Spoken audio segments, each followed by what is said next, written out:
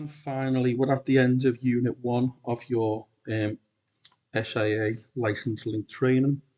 As I said previously, Unit 1 is the only part of your SIA training that you can do online. The rest of it has to be classroom based if you want the full qualification, so you can apply for your SIA license.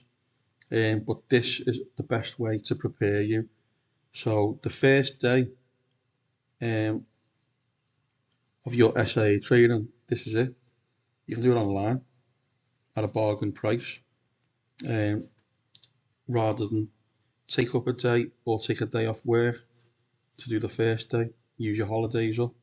You don't have to now. You can do it here online. Okay. At the end, you will get a certificate. It's known as a Continuous Professional Development Certificate, CPD. It's not the same as a qualification, but it is still ideal and a cost-effective solution in the workplace. Okay, so post-incident management. So this is Unit 1, Module 11.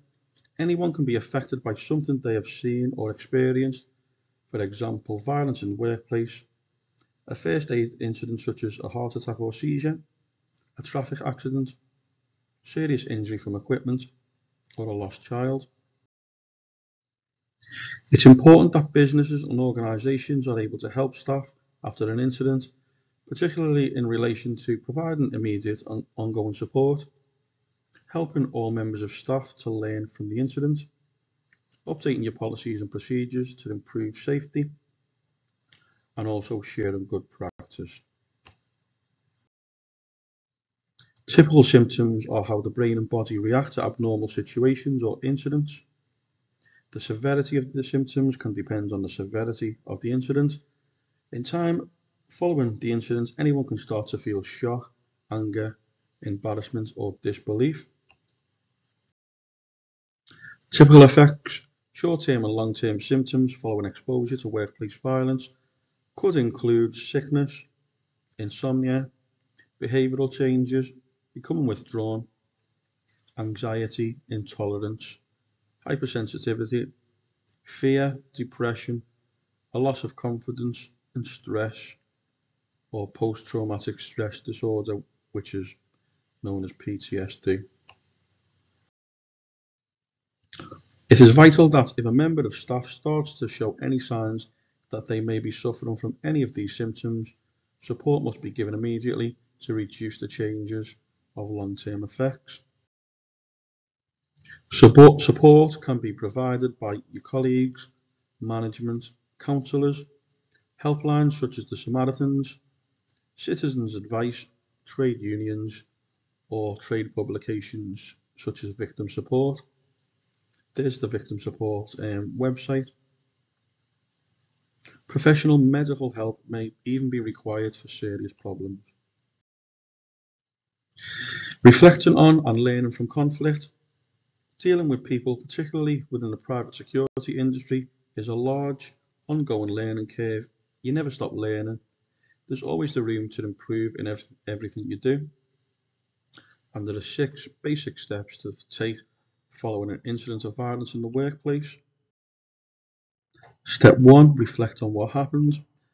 Consider what happened, why did it happen, what went wrong, and what could you have done better.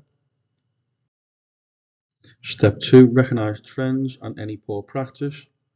Consider, does this problem occur regularly at any particular place or time? Can you reduce or stop these types of incidents? Is there something that you are doing wrong? What is the common response to this type of situation? Step 3, share good practice. Consider, did you do something well? Does everyone know how to do it? Is extra training required, or does it need to be in a policy? Step 4, learn from what happened. Consider, how do you make sure this doesn't happen again? Can you improve something for next time? Step 5, update policies, practices and procedures. Consider, are your organisation's policies, practices and procedures up to date? Can anything be added or improved? And step 6, Monitor your progress. Consider how can you record future incidents better? How can you monitor the effectiveness of any changes made? And when and how can you reevaluate your future performance? Okay, so debriefing helps to improve problems and that are dealt with in the future, reduces the chance of them happening in the first place, or can even stop them from happening at all. And improving practice. It's in everyone's best interest to continually improve your workplace practices.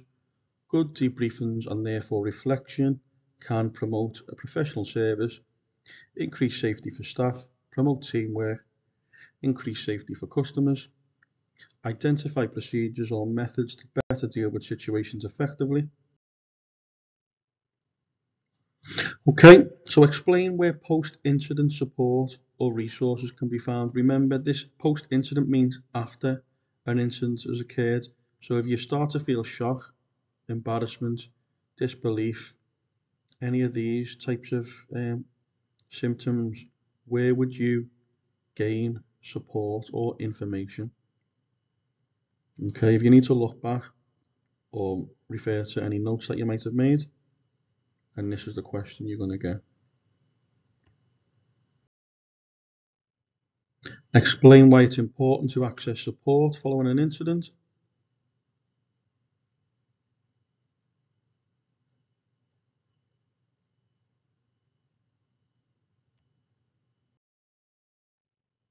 And identify indicators of abuse.